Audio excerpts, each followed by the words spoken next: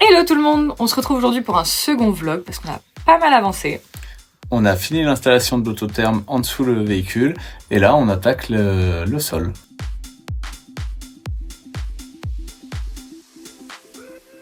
Gros bonus pour nous, quand on a acheté le van, il y avait déjà un plancher en bois à l'intérieur. Il était en 2 parties, donc on va se baser là-dessus pour poser nos tasseaux du sol qui viendront maintenir ce fameux plancher.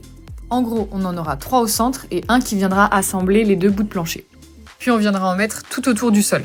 Pour coller les tasseaux, nous, on vous conseille la colle polyuréthane. C'est très facile d'application et ça permet une très bonne fixation. Une fois les tasseaux fixés, on viendra insérer nos plaques polyuréthane pour plus d'isolation. Et là, on retrouve Romain sur le plancher d'origine qu'on a acheté avec le van. Oui, parce que du coup on va redécouper un tout petit peu les passages de roue, la découpe des passages de roue, parce qu'avec le liège projeté forcément ça refait une petite surépaisseur. Et du coup pour ajuster et qu'en cas d'humidité ça gonfle un peu, qu'on ait toujours un petit peu de jeu. Ouais, on vient réadapter en fait à notre espace à nous. Et moi mon espace de travail est juste là, je vais continuer de couper les petites plaques de polyuréthane en espérant qu'on ait tout recouvert aujourd'hui. Les plaques sont faites de façon à ce qu'elles puissent s'insérer les unes dans les autres. Je les découpe donc de la largeur disponible entre mes tasseaux et je les enfile les unes à la suite des autres. Fin de chantier sous la flotte. Du coup moi ça va parce que j'ai pu découper quand même à l'intérieur. Et bien recouvrir toute cette surface là. Mais Romain il n'a pas pu bosser puisque le plancher il était trempé. J'ai eu le temps de faire les découpes quand même. C'est bien. J'ai eu le temps de faire les 3 découpes et puis après il va falloir qu'on refasse un essai. Et puis qu'on voit où est-ce qu'il va me rester la découpe du bac de douche. Ouais. Bon, la grosse pluie est passée. Je crois. J'espère que ça va se maintenir. Oui, mais comme je disais, on a quand même pas mal avancé. Donc là, on va profiter qu'il n'y ait pas trop de pluie pour remettre notre plancher, voir où on met le tasseau qui va venir le fixer. Raccorder les deux morceaux de plancher, ouais. Et puis finir de mettre nos plaques de polyuréthane. C'est ça. Si on peut finir le sol aujourd'hui, ce serait bien. Normalement. On avait dit hier, mais avec la pluie, c'était pas possible. Ah oui, on a fait d'autres choses, on a fait des commandes. Donc, ouais. Voilà le plancher. Redécoupé avec l'épaisseur du coup du liège. Comme on vous disait, c'est le plancher qui était déjà dans le fourgon quand on l'a acheté. Mais du coup, là, avec l'épaisseur du liège, on a dû couper à certains endroits. Et notamment avec la moustiquaire. Il fallait qu'on recoupe là aussi. Ouais. Et comme il est en 2 morceaux, et on va rajouter juste ici un tasseau pour que les 2 morceaux viennent se fixer. Comme dire de dégager aussi. Pas le plancher.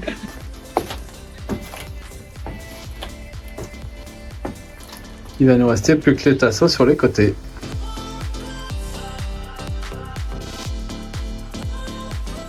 Après avoir fini la pose des tasseaux, notre ami Thomas, maître en plomberie, est venu nous créer notre tube de gaz. Personnellement, nous ne l'utiliserons pas, mais nous préférons le prévoir au cas où, puisqu'une fois que le sol est pesé, il ne sera plus possible de l'y faire passer.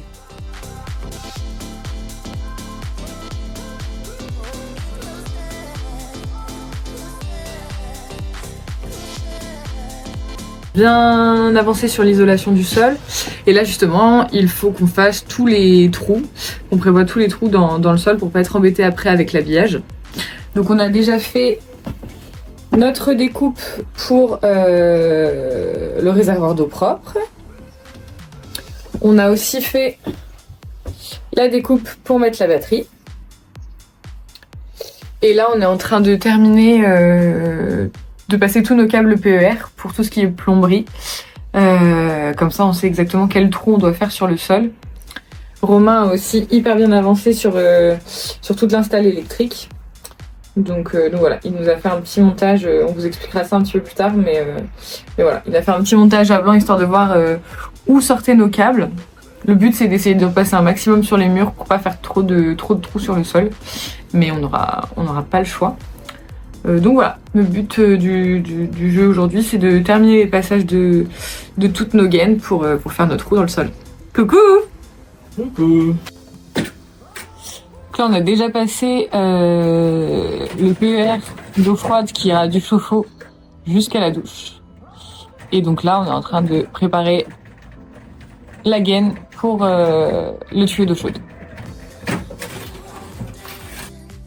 On vous conseille d'utiliser un maximum les renforts du van afin d'y passer les gaines électriques et les tubes PER. Dans certaines configurations, cela n'était pas possible pour nous, on va donc vous montrer comment faire les saignées dans le sol afin de faire passer vos gaines et tubes qui ne peuvent pas passer dans les renforts du van. Là par exemple, nous avons placé notre chauffe-eau et nous avons tracé au sol les tuyaux qui iront de l'évier jusqu'au chauffe-eau.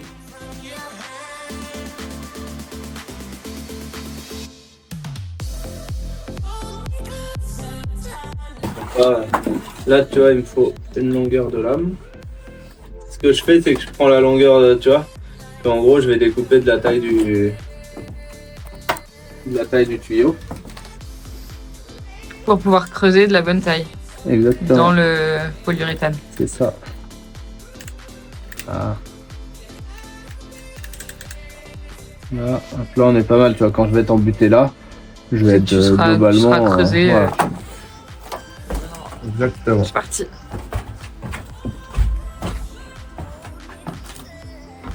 Et du coup, bah là, je suis ma trace directement.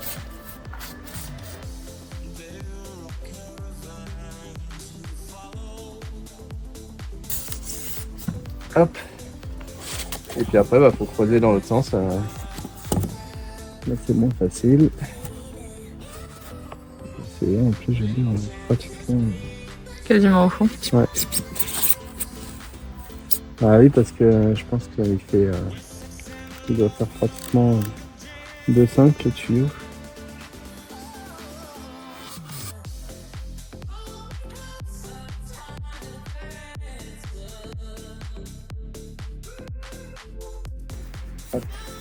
Donc là, on est au ras du polyuréthane. Ouais. Au ras de l'alu. Changement de plan, parce que du coup, effectivement, le polyuréthane n'est pas hyper épais par rapport à nos gaines d'eau chaude et eau froide, donc on va tout découper et on mettra de la mousse polyuréthane en dessous pour que ça se moule sur la gaine et que ce soit plus simple, parce que là, trop galère. C'est parti. N'hésitez pas à garder cette technique si vous êtes sur d'autres dimensions et que par exemple votre isolation du sol est plus épaisse. On continue de tracer toutes les saignées nécessaires dans le sol et on découpe nos plaques polyuréthane et nos tasseaux en fonction des saignées.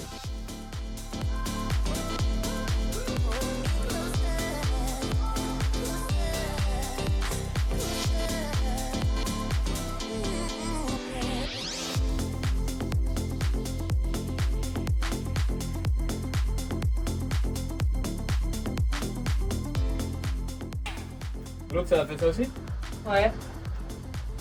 Ouais, c'est bon. Ah, tu vois, si le bois il est résineux. Ouais. Ouais. Ça a enlevé de la... De la colle? Non, du liège. Ah, bah oui, bah ça. C'était peut-être pas à fond aussi. Peut-être. C'est mieux là. Ah ouais, mais du coup, j'ai enlevé le liège. Qu'est-ce que tu veux que je te dise? Qu'est-ce qu'on fait? On en remet? Bah non, il y aura la mousse polyuréthane. T'es sûr? Oui. Parce que il aurait fallu que tu coupes au-dessus de la colle et pas en dessous de la colle. Et tu peux pas me le dire? Et là, je peux pas racler ça, là? Non, mais on s'en fout, avec la mousse polyuréthane, ça fera pareil. Que du liège projeté? Pratiquement. Ah, pourquoi on en a pas foutu partout? Parce que c'est pas la même facilité à poser. Bah, j'ai le seum quand même! Après avoir fini de rager sur mon gaspillage de liège, je vous filme Romain en train de faire le trou de la gaine de chauffage. Nous avons ce trou à faire car nous avons décidé de mettre l'autotherme sous le véhicule. Pour finir la journée, Romain est venu découper dans le plancher tous les trous et saignées que nous avions fait dans le sol. Cela a permis de poser le plancher sur le sol qui n'était pas encore fini, mais de pouvoir faire un test pour être sûr de n'avoir rien oublié et d'être sûr d'avoir bien adapté le plancher. Et voilà, dernière ligne droite du plancher. Donc on est trop content parce que, comme vous pouvez le voir, toutes les gaines sont passées, que ce soit électrique ou les PER pour la plomberie, tout est fait. On a même aussi passé la gaine de chauffage, d'air chaud pour le chauffage. Donc voilà, ça avance de ouf. Là on va coller les derniers tasseaux et puis le plancher sera terminé.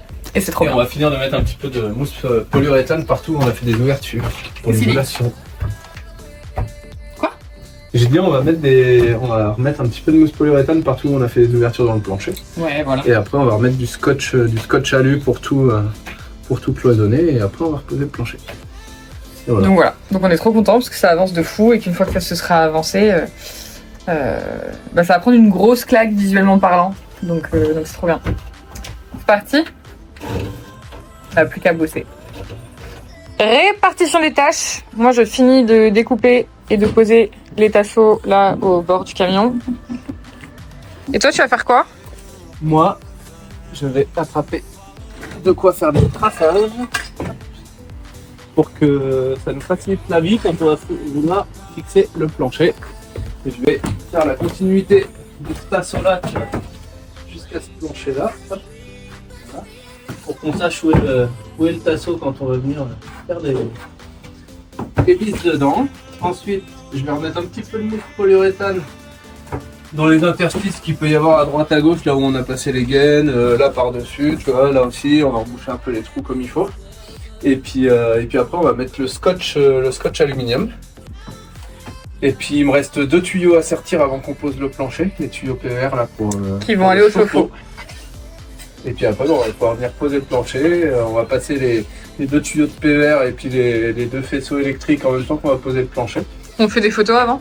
Ouais, on va faire des photos avant. Pour se souvenir de où sont les choses et si jamais un jour on a besoin de percer. Oui, voilà, comme ça, si jamais on a besoin de percer, on sait à peu près où sont les trucs. Ok. Même si globalement on sait. Trop bien. Même si un jour on voulait revendre le véhicule, par exemple, pour les suivants, ça permet aussi qu'ils voient où sont les choses s'ils veulent faire des modifs. Trop un mec qui voit l'avenir. Exactement. Trop un mec qui anticipe. C'est mon boulot, madame.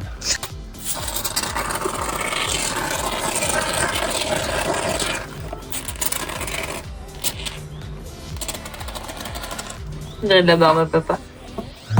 Ou de la chantilly.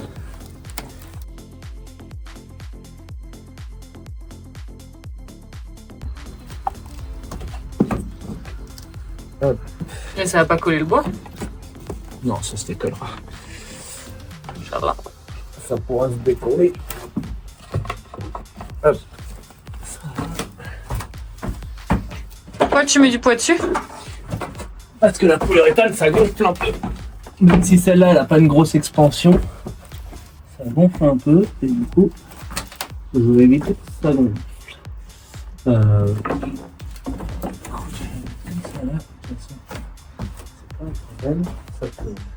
La batterie, c'est du poids. Bah 40 kg hein, la batterie.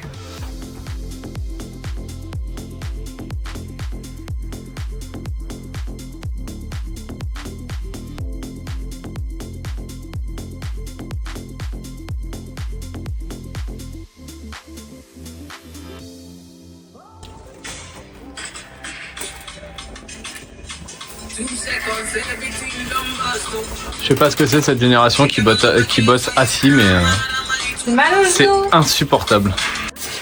Et ben du coup, mission accomplie. Tous les tasseaux ont été finis d'être posés. Et on a scotché... on a mis la mousse polyuréthane et on a tout scotché après pour que tout soit nickel. Et donc du coup, là, on va sortir nos fameux 2 PER qui vont au chauffe-eau pour pouvoir fixer le plancher définitivement. That's right. That's right. Let's go. Ouais. Donc là, on a la sertisseuse dans les mains, on a le tuyau d'eau chaude, les embouts, comme c'était des embouts en T qui nous raccordent aussi sur la douche, on a déjà les embouts à sertir qui sont dessus sur le réseau. Donc on va faire le eau chaude, le eau froide. C'est parti. Hop, donc on ouvre la machine à sertir, on insère le tuyau. Donc comme c'est des tuyaux assez rigides, une fois qu'on l'a inséré, on l'oriente dans la position où on sait qu'on va avoir notre chauffe-eau. Donc nous, comme notre chauffe-eau il va être là, on va déjà l'orienter là parce que les raccords vont se faire ici. Donc on l'oriente déjà dans le bon sens. On met la sertisseuse. Et là, on attaque la sertisseuse. Donc le principe de la sertisseuse, c'est des mâchoires qui ont une forme un petit peu en espèce de vague pour écraser l'embout qui est un embout spécifique pour ces montages là. Et la pince en fait c'est un petit vérin qui pousse au fur et à mesure que on appuie sur la poignée. Voilà. Et quand ça claque, c'est que c'est serré à fond. On desserre. Et là, on a voilà, notre tuyau qui est serti. On voit les vagues sur le côté là.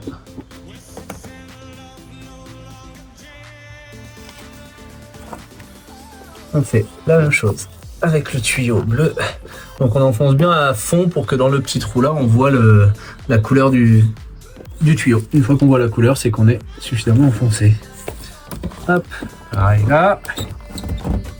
Hop. Donc là, on reste un petit peu le raccord. Hop.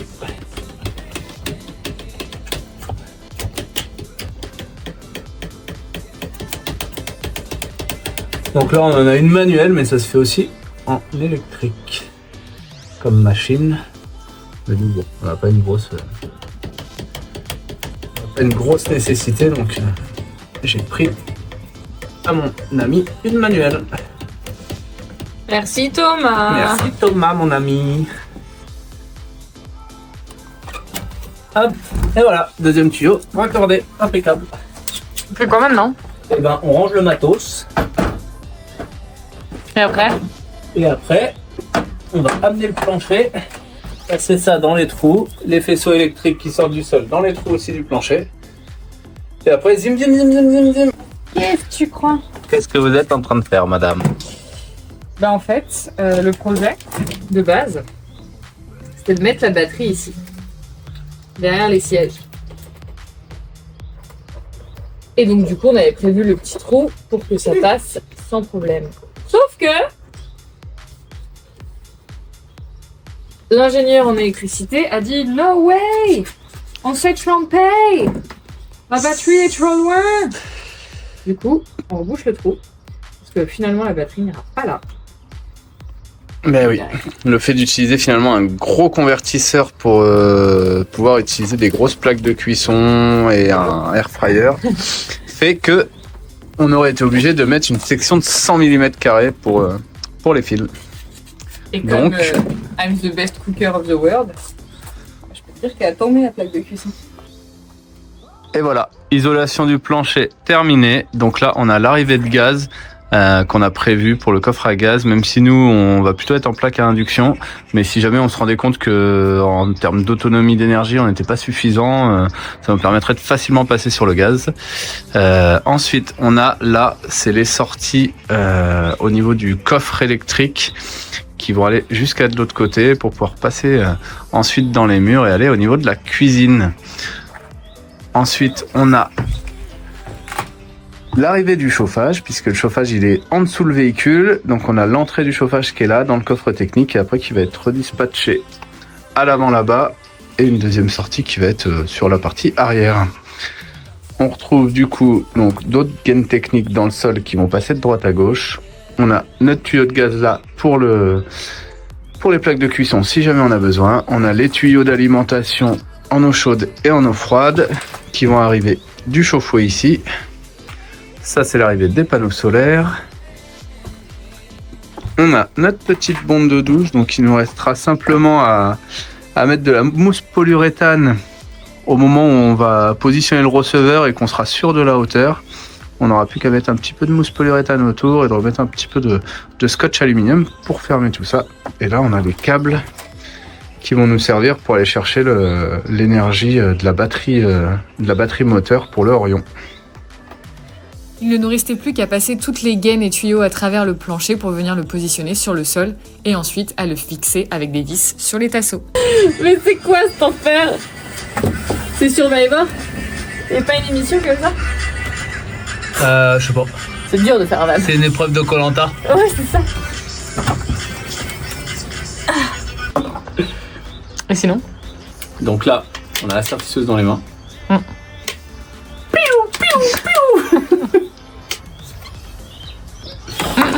Hop.